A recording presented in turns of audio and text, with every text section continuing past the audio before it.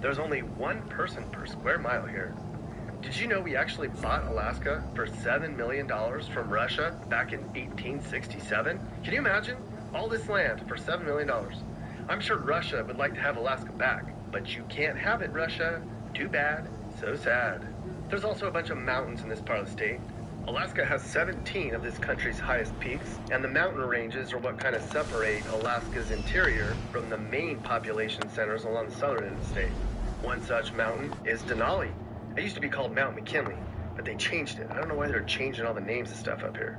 Denali is 20,000 feet high, making it the biggest mountain in North America and the third highest mountain in the world. You wouldn't want to live there. I don't know if you even could. Small town Alaska life means a real sense of community and super authentic people, except for the people that are stealing from one another. And then you have the end of the roaders.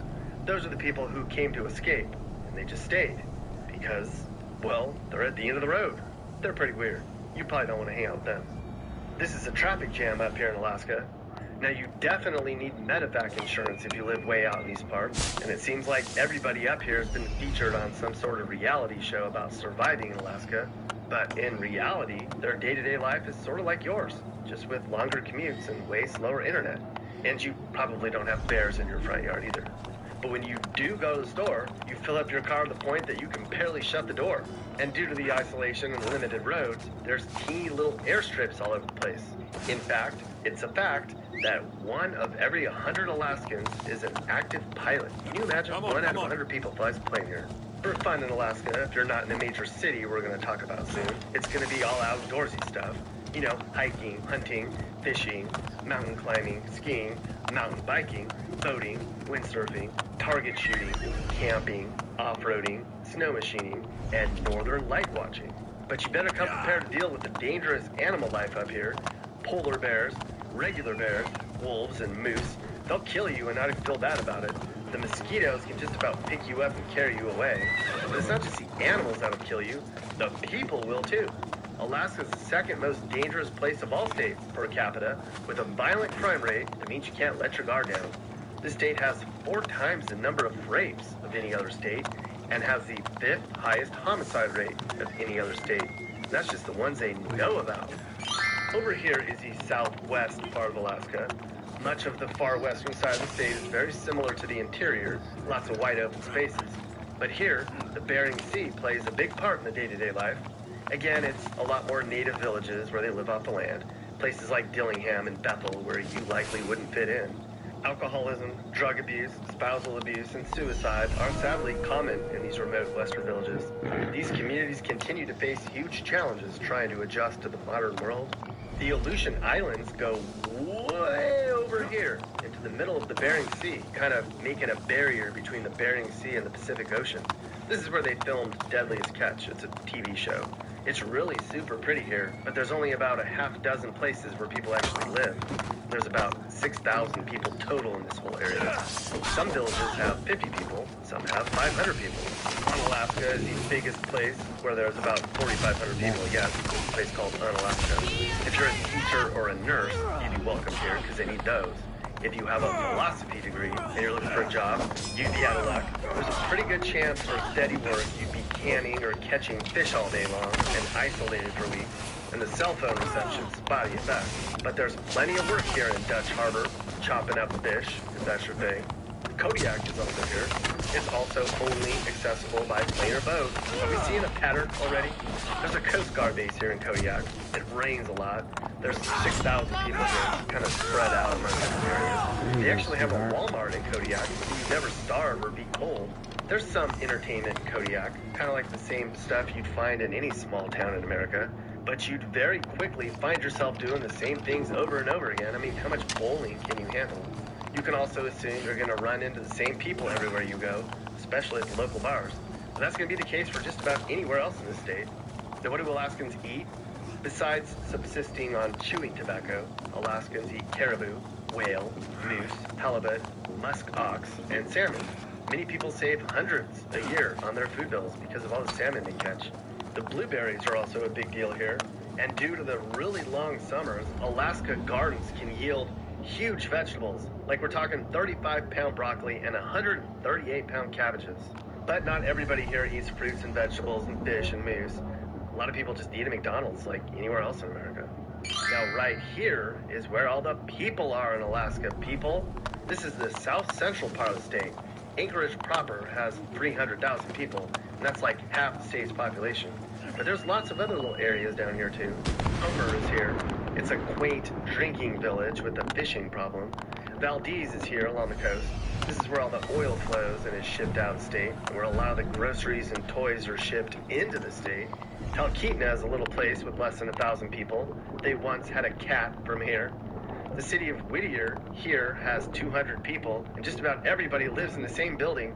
Okay, so are we putting into perspective how small town Alaska is and what it would be like living here? I mean, this guy was a celebrity in Alaska for a long time because, well, there's just not a lot of people here. Get more sleep without counting sheep and have another night of bliss. Across from the bus barn in Wasilla now is where we is. Save more bucks at the Mattress Ranch. Over here is called the Mat-Su Valley. It's made up of places like Palmer and Wasilla and other smallish communities. There's a lot of rednecky people up here who can get into Anchorage in about an hour if they so choose. Many do not choose that. Of course, Sarah Palin lived in this part of the state for a long time. Remember her? She was governor of this fine state for about 3 years until she resigned in 2009. At the beginning, everybody loved her. Now she's not very well remembered in this state.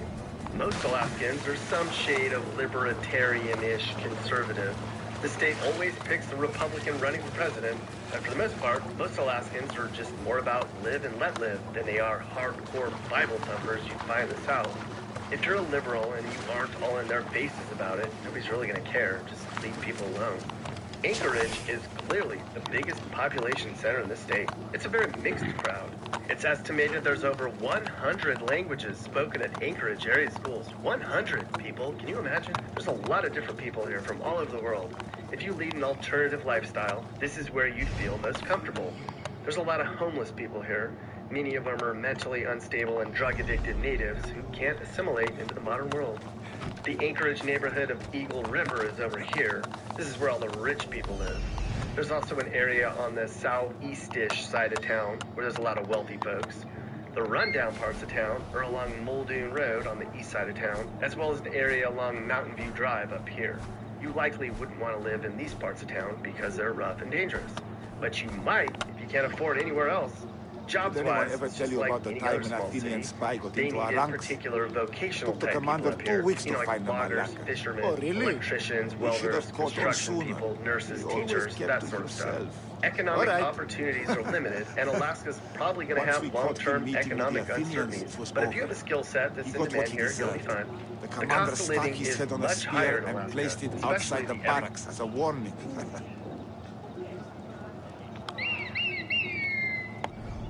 day stuff like gas and food. The reason things are so expensive is because getting things to Alaska is a big effort. Like something that's $10 on Amazon might cost $15 to ship. There's no Amazon Prime next day shipping here, pal. Home cost-wise, Alaska ranks 15th highest for the cost of a home, which averaged somewhere around $300,000. Here in Anchorage, it's closer to $350K. But on the bright side, once you become an Alaska native, you're going to get a check every October just for living here. It's called the Permanent Fund Dividend, or the PFD. Alaska shares its oil riches with every single resident in the form of a yearly check. Even 1-month-olds get one. The checks used to be bigger, but they're getting smaller now that oil isn't as big a thing as it once was. Today, it's in about the $1,000 range, so it's not life-changing. But you can bet every October, Alaskans plan out exactly what they're going to spend their PFD money on. And often, it's gone the day they get it. Teenagers often argue with their parents to get their chunk. They want to spend it on video games and nachos, not college tuition. Mom, I want my freaking PFD. Ugh, I hate you. Overall, Anchorage is just like any other small American city, except it's surrounded by mountains on 2 sides and it's really cold. The cold's relative. I mean, Anchorage is only the 22nd coldest city in the country when you measure annual, yearly temperatures. There's places in Iowa, Minnesota, Wisconsin, New Hampshire, and Vermont that are actually colder. Now over here is the last region in Alaska. It's called the Southeast region. A lot of people call this the Panhandle. Down here, it sort of resembles the Pacific Northwest. It's much more green and lush and rainy. The biggest forest in the country is here. It's called the Tongass National Forest. It's 3 times bigger than the next biggest forest in the U.S., which is also in Alaska. The timber industry is big here, though not as big as it once was. Haines is here. You have to take a plane or a boat to get there, just like everywhere else in the state. There's 2,500 people here and a teeny cute little village. It's really pretty. There's actually quite a few places down here with a couple thousand people. Just stunningly beautiful areas with small villages. Cruise ships come here a lot. You can see why. And finally, we have Juneau, the state capital. There's 30,000 people here. But again, there aren't any roads in and out of here. I'm going to go ahead and assume this is the only U.S. state capital without a road into town. Juneau's the warmest, rainiest big city in Alaska. It's much more expensive here than in Anchorage. Expect to pay an additional $75K for a home. And $5 footlongs are $7 footlongs. A lot of people here drink to pass the time, and there's a lot of homeless druggies wandering around downtown. It's also called the Bible Belt of Alaska, so if you're into religion, Juneau would be a good place. It's just another small town like the rest of them, though. There's not a lot of jobs, but there's some government-type stuff. While it's the capital of Alaska, it's still backwards a little bit. They're going to have to figure things out here, though. Alaska's economy relies heavily on energy and tourism, and the oil ain't going to flow forever. And who knows if people are going to cruise again like they once did. You could live in any of these places and figure out a way to make it happen, but don't come here without a decent savings and a plan. You got to have a plan. I mean, you wouldn't just move here on a whim. You can't just blindly show up in Alaska. But if you do come here with a plan, it would be life-changing. Alaskans are proud to be different. They'd rather be weird than normal. They actually don't mind being so disassociated with the rest of America. It's kind of hard for us to relate to what it's like to live there. Lots of people here call themselves Alaskans, not Americans. And they know you and I are likely not going to go there and ruin everything. There's no pollution here. There's no traffic. There's no hustle and bustle. And there's no frozen fish. It's staggeringly beautiful, but unimaginably isolated. Alaska's forward-thinking, but insular. It's American, but somehow it's not.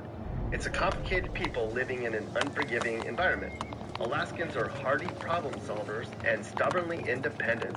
That's missing in America these days, where lots of people want stuff handed to them. We need more of the Alaska-type mentality around the lower 48, don't we? Okay, so we did a pretty good job of looking at Alaska, didn't we? Yes, we did. I think there's a lot about this state that you probably thought you knew, and I'm sure you learned a lot about Alaska, too. I know I sure did. We could have gone on and talked about a lot of other stuff, too, like we didn't have time to talk about really the Iditarod sled dog race. How did we not talk about that? Or we didn't talk about the Northern Lights very much, nor did we talk about Alaska's crazy moose laws. But I have to go. I think I smell a salmon bake down the road, and I have to hop on my snow machine and get over there before it's all gone. Mush. Snow. Ice. Big. Oil. Mooses. Indians. Fishing. Trees. Freeze. Skis. Bees. Maybe. Penguins. Koala bears. Santa. Igloos. Here's an Eskimo named Joe. He likes to ride around on his horse. Every day he collects ice to build his igloo for his tiny Eskimo family.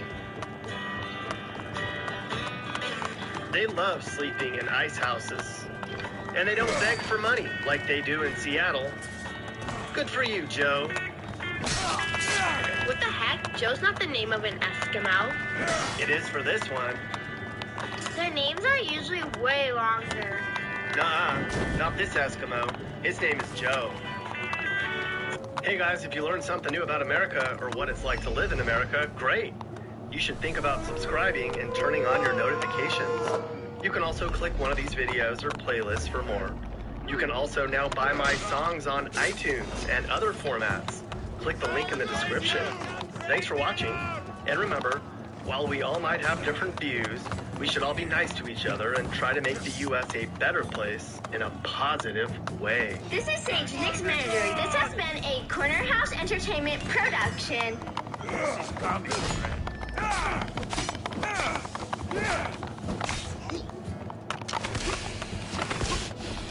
Is everyone in Utah a Mormon? Is everyone in Utah a member of the LDS? Seriously, is everyone in Utah Mormon? We're going to answer those questions and a whole lot more. So get out your mountain bikes and your VOM. We're going to unbox the state of Utah.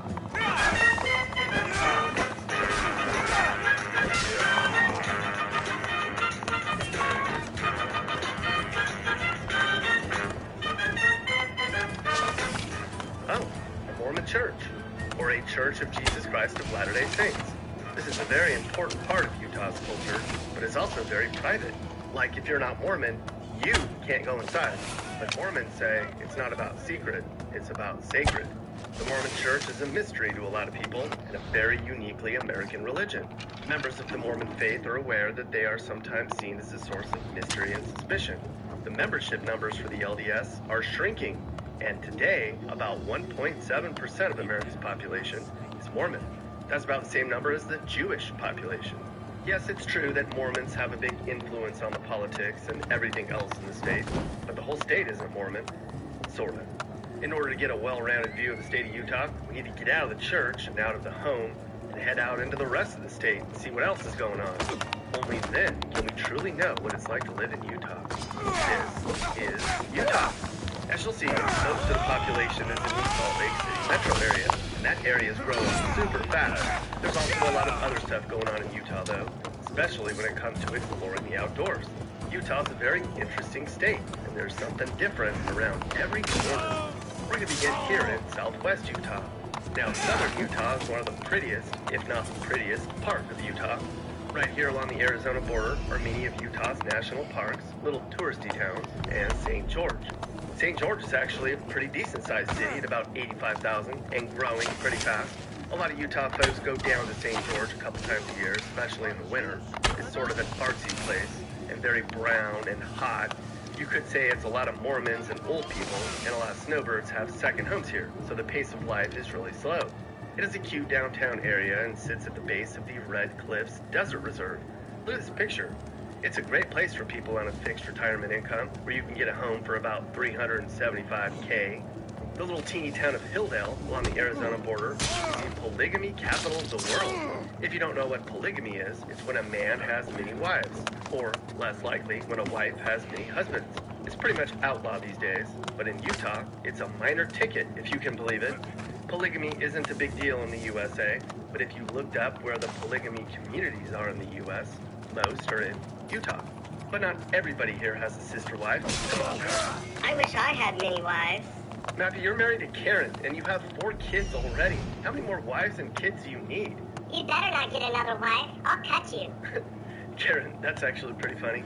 I couldn't imagine Matthew with more than one wife, though. He definitely wouldn't be the man of the house, I'll tell you that. Such a wimp.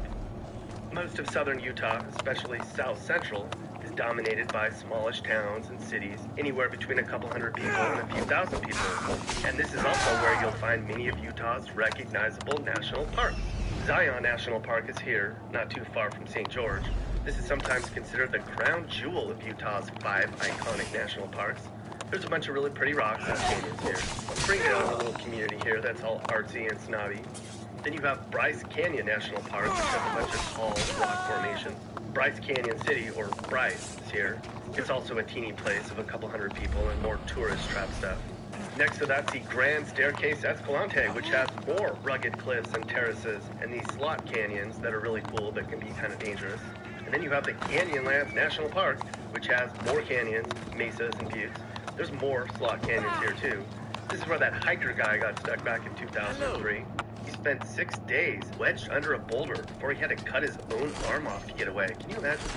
It seems like the whole part of southern Utah is one big series of canyons and rock formations. Kinda is. You should see them. You can see why so many people are into the outdoors in Utah. Also of note here is Lake Powell, where a lot of people in Utah do their boating. Utah's very proud of its national parks, especially because they have so many for a state of their size and population.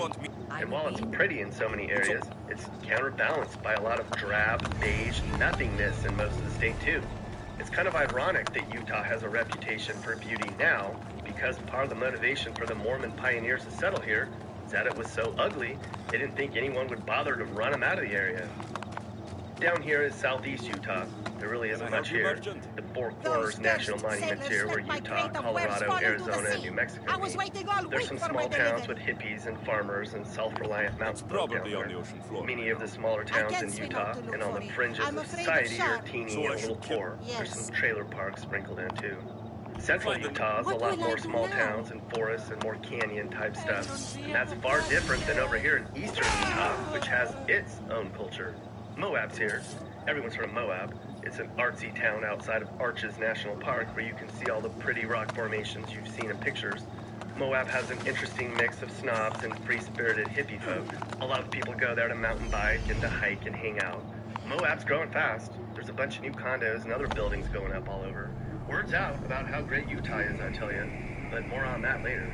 Also in eastern Utah is Vernal, which is an oil town. You may not know it, but Utah ranks 10th in the nation for oil production.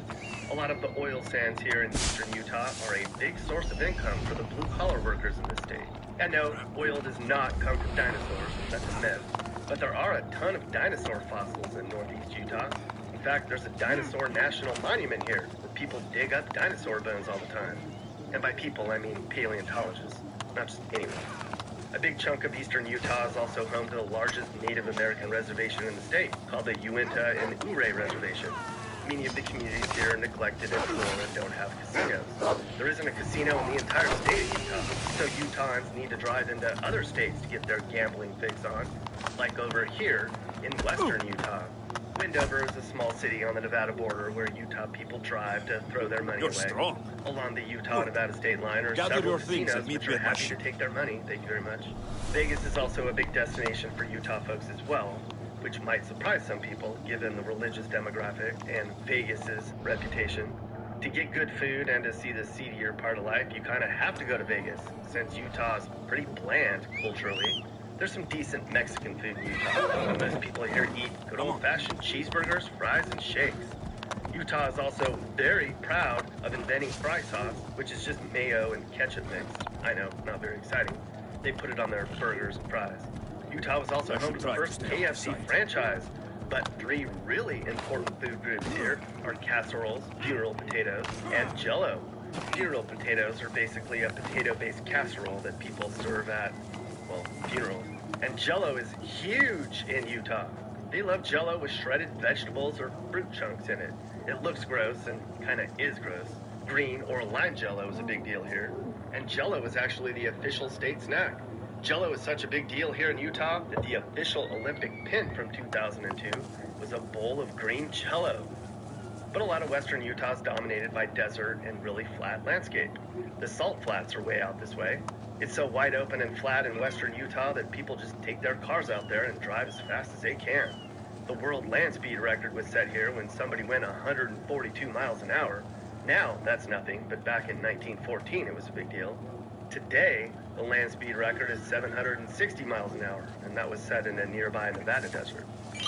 Now we're going to move over here to northern Utah, which is much less desert and more mountains and trees and farming. Up here in the Cache Valley, you'll find Logan and its surrounding suburbs. Logan is where Utah State University is. It's an agriculture school, so there's a lot of farms up this way. They make a lot of milk and cheese up here. Winters are cold up here. There's a lot of college kids and hippie rock climbers around these parts. This is also an area that's growing quickly, but still nothing like we'll see in the Salt Lake City metro area soon. Also up here in northern Utah are Rich and Morgan counties, which are 80% Mormon, or at least 80% of people up here are members of the LDS Church. I suppose this is as good a time as any to talk about the Mormon influence in Utah. 2.1 million of Utah's 3.2 million people are considered members of the Mormon Church. But that number might be misleading. Not all of them are active. They're just listed in the record. And people who aren't active in the church often find it difficult to get their names removed from church records. It's estimated that about 40% of Mormons in Utah are active, and there are various shades of active. Back in the day in Utah, it was pretty black or white. You were either Mormon or you were not. Now, today, there's a lot of gray area. A lot of the younger generation is sort of not really involved and more progressive, and that's causing some ruffles among the active LDS community. It's not so much a religious concern, political one. All these newcomers come into a state, many of the younger people who are not following the Book of Mormon to a T, they're diluting the Mormon political influence. Liberalism and socialism is chipping away at Utah's traditional Republican Mormon viewpoint. In Utah, religion's a big deal, but you could say the real God here is the GOP. Almost any member of the church puts the Republican Party over their church values any day of the week, except Sunday. But the LDS Church still has great influence over Utah politics, hence the term the Utah Legislature. For example, the state has strict liquor laws, though those are loosening nowadays. And the more active Mormons you have, the more political influence you have.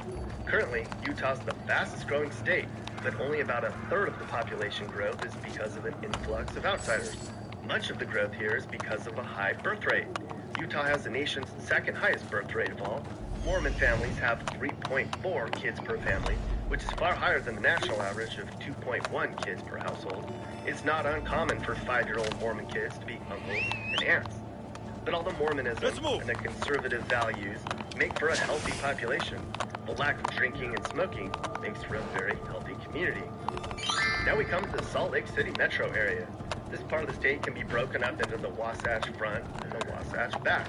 They're separated by the Wasatch Mountains, or mountains, as Utah people say. The Wasatch Back area is here and composed of snobby areas like Park City, Heber City, Midway, and Morgan. This area is also growing fast. Much of the region is where the wealthy people ski or have second homes, especially celebrities and athletes. This is where they host the Sundance Film Festival. You likely can't afford it, but the skiing's great. Utah has 14 ski resorts to live. Almost all of them are somewhere in the Wasatch Mountains. Then you cross back over to the western side of the Wasatch Front.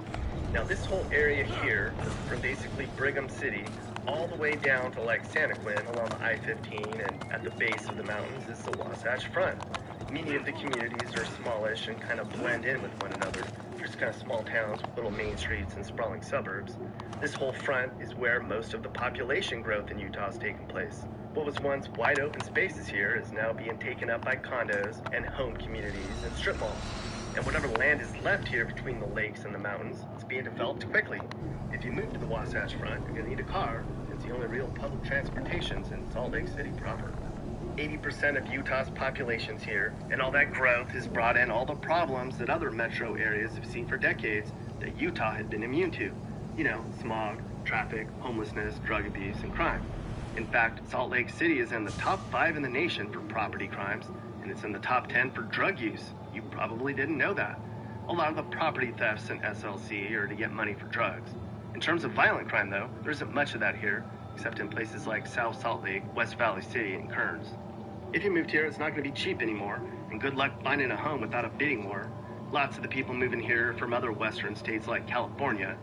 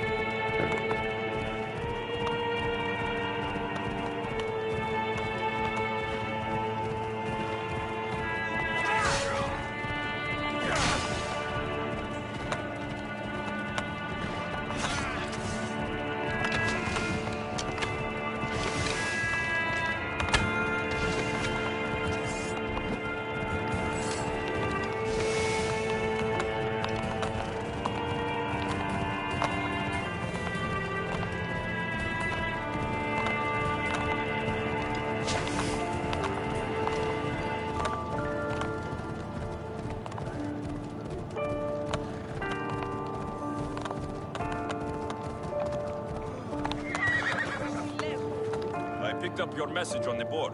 What's happening? The soldiers are scrambling with the death of their leader. They are spread thin. You're worried the city is vulnerable to attack. We are Spartans. We are never vulnerable. But we must all take action against these bold bandits and huntresses. Send them limping back to their trees.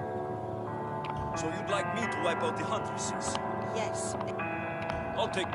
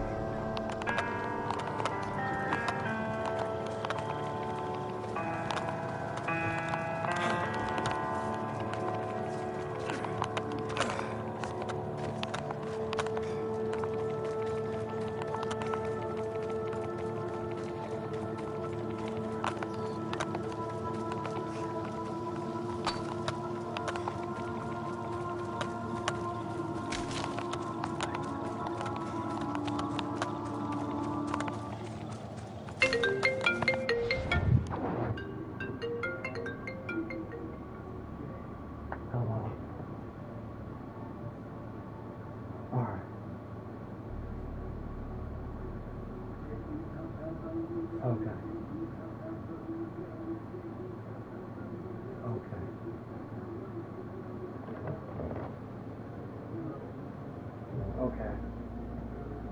Alright, I gotta let you go. Alright, fine.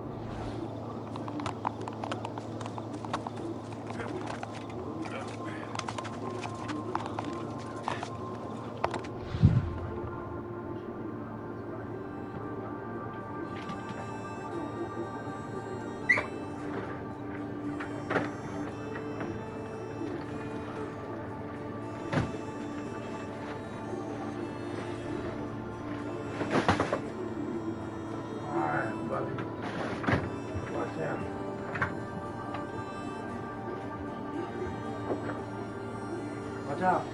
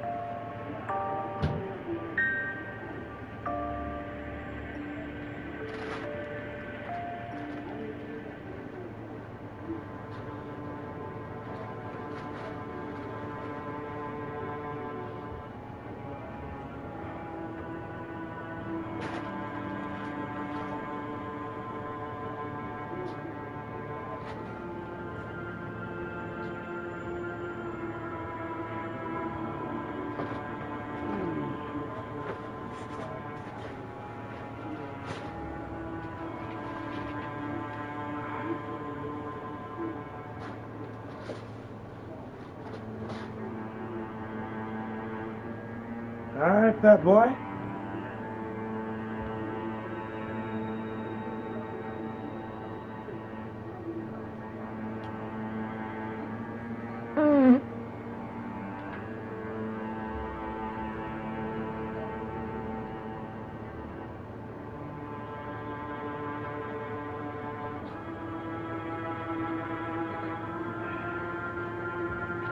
Check the time.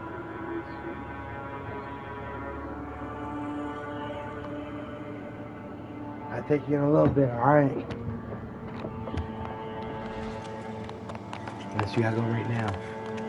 You gotta go right now? No? You sure?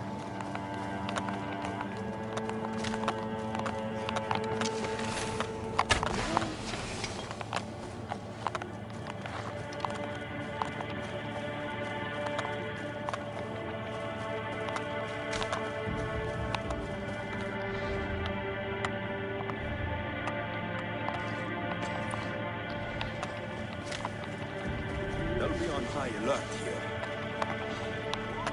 You shouldn't be here!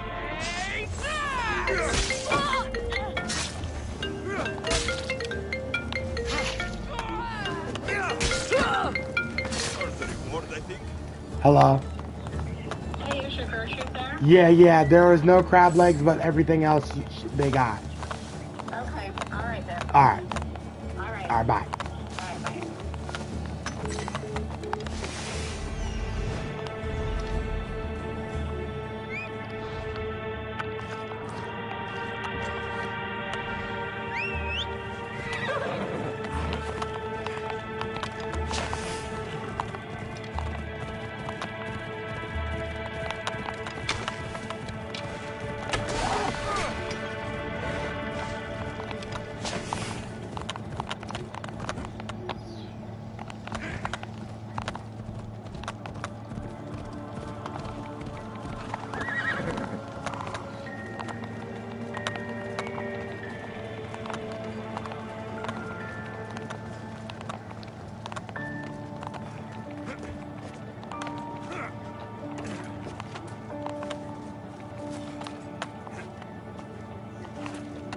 You're back.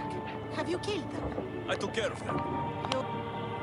I could use My family is here, listeners. your men.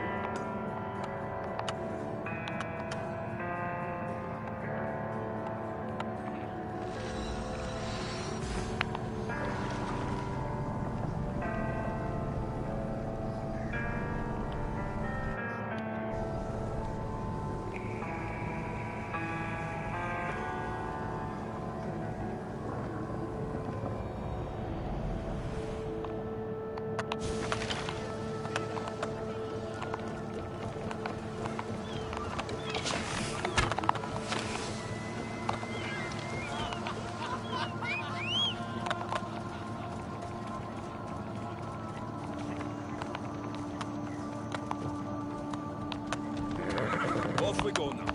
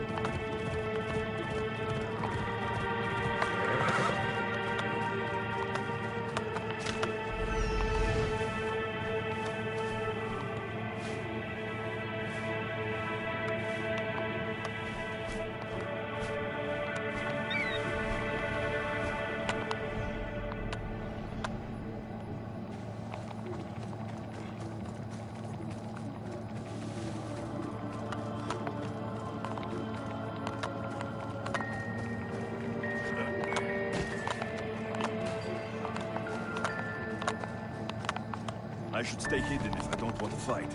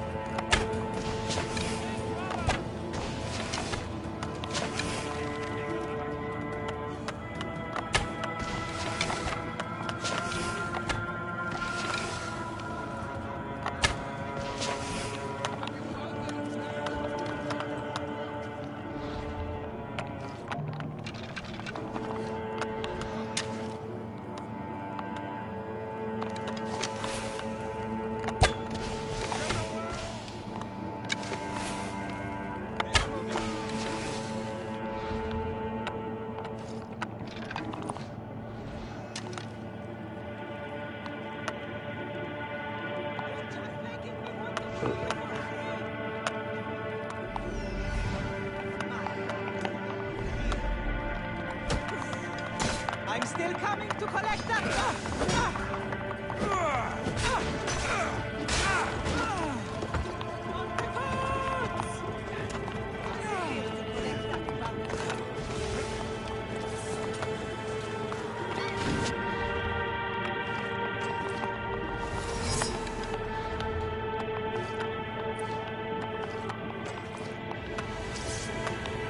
I'm not giving up on you! You!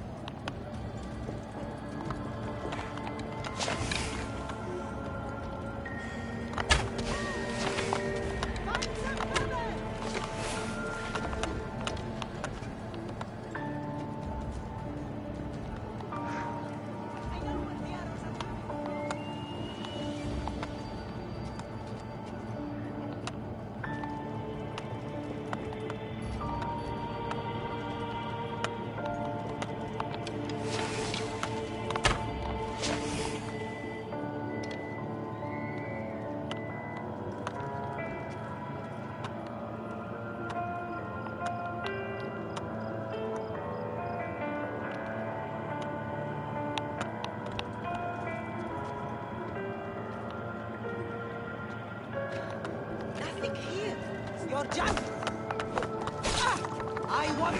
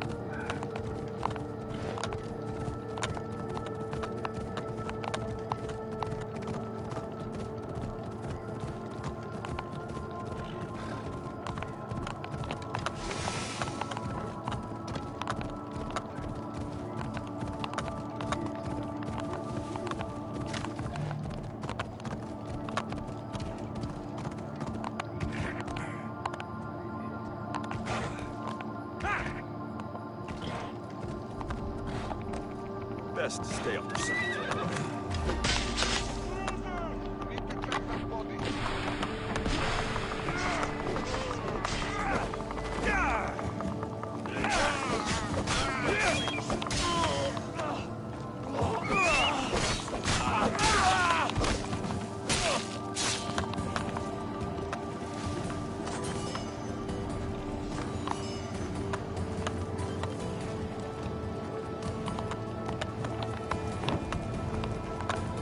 Another gap in the Spartans' control.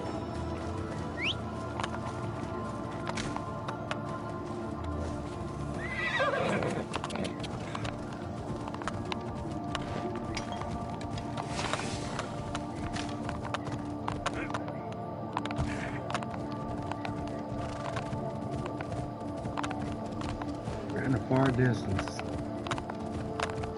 On horseback now. Now I got a key.